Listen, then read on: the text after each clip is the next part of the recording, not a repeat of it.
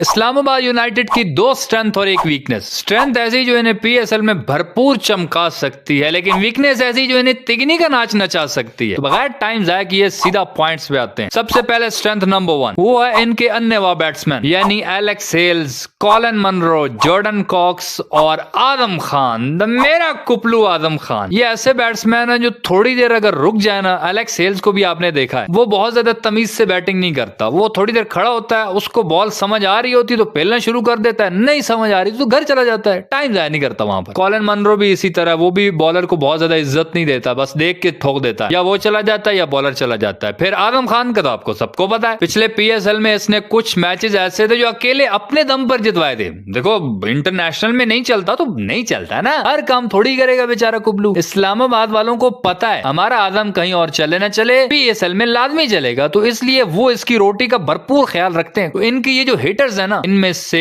किसी एक बंदे की भी फॉर्म लगातार रहती है या एक दो बंदों की, तो इनमें ऐसी काबिलियत है कि ये अकेले दम पर छक्के चौके लापा करके थोड़ी देर में मैच खत्म कर सकते हैं। तो ये इनकी बहुत बड़ी स्ट्रेंथ और मेरे हिसाब से यही है इनकी स्ट्रेंथ नंबर 1। इसके बाद स्ट्रेंथ नंबर 2 है इनकी टीम में नसीम शाह और इमाद वसीम का आ जाना। भाई देखो, नसीम शाह से लोग प्यार करते हैं, लेकिन इमाद वसीम से अनफॉर्चुनेटली कुछ वजह हैं, जो रिटायरमेंट वगैरह भी उसने लिया, कुछ कंट्रोवर्शियल बेचारा बातें कर देता है, उस वजह से फंस जाता है। लेकिन अगर उसकी परफॉर्मेंस पे बात करेंगे ना आप, तो पिछले साल आपने देखा होगा कराची की टीम में ये कैप्टन था और इसने अकेले दम पर ही टीम को चलाया था, बैटिंग में भी और बॉलिंग में भी, बाकियों ने कुछ भी खास नहीं उखाड़ा था। तो भाई इसकी परफॉर्मेंस पे कोई शक नहीं, पावर प्ले के शुरू के ओवर्स में भी आकर स्पिन बॉलिंग करके भाई बैट्समैनों को हैरान कर देता है। तो नसीम शाह और इमाद वसीम जब इस्लामाबाद की टीम में ये दोनों आए हैं ना, नसीम शाह का आपको पता है वो किस तरह का बॉलर और क्या कर सकता है, और फिर इमाद वसीम भी उसी तरह का बॉलर भी है और बैटिंग भी बहुत अच्छी कर लेता है। तो मेरे हिसाब से स्ट्रेंथ नंबर 2 इनकी यही है। ये तो दो स्ट्रेंथ थी, अब बात कर लेते हैं इनकी वीकनेस की। इनकी वीकनेस में भाई मुझे ये लगता है कि एक तो इनके पास जो बैट्समैन है वो ज्यादातर टुल्लेबाज है, कोई ट्रस्टेड बैट्समैन नहीं, और दूसरा इनके पास अच्छे बॉलर भी बहुत ज्यादा नहीं। ट्रस्टेड बैट्समैन इस तरह नहीं है जैसे मुल्तान के पास रिजवान है, उनको पता है कि एक मैच में नहीं चला, अगले मैच में ये ऐसा बंदा है, ये खड़ा होगा, टीम को संभालेगा भी, आखिर पे भी ले जाएगा, मैच जितवा देगा। पेशावर ज़ल्मी के पास बाबर आजम है, उनको पता है कि टीम फंसी होगी, ये बंदा खड़ा रहेगा, टीम को कहीं ना कहीं ले जाएगा, ये खेलेगा। तो ये थोड़े ट्रस्टेड बैट्समैन होते हैं। जो हिटर होते हैं ना, उनको कुछ पता नहीं होता, उनको ना अपनी होती है ना अगले की होती है, वो बस सर पे कफन बांध के आते हैं कि या तू नहीं तो या मैं नहीं। तो इस्लामाबाद वालों के पास मेरे ख्याल से इस दफा ये मसला होगा कि शायद अगर एलेक्स हेल्स, आजम खान इनकी फॉर्म ना रही तो फिर ये आएंगे और जाएंगे, बुजुर्गों वाली परंपरा लगेगी। इसका एक इनकी ये वीकनेस है। फिर इनकी बॉलिंग में जो सबसे बड़ा मसला है वो एक ये कि एक तो इन्होंने अबरार अहमद को छोड़ दिया, कोयटा को दे दिया, फिर शादाब खान की फॉर्म भी नहीं है। सबके सामने है कि शादाब खान की आजकल स्पिन बॉल ऐसी करता है, ऐसा स्विंग करवाता है कि सीधी फुल टॉस जाती है, आगे से छक्का दर्ज। उस बेचारे की फॉर्म उस तरह की नहीं है। अगर इस्लामाबाद को धूम मचानी है तो शादाब को फॉर्म में आना पड़ेगा, नसीम शाह को विकेटें उड़ाना पड़ेगा, इमाद वसीम को रन्स बनाना पड़ेगा, आदम खान को ग्राउंड के बाहर छक्के लगाना पड़ेगा, अवाम को उठाना पड़ेगा, एलेक्स हेल्स को बॉलर्स की धज्जियां उड़ाना पड़ेगा,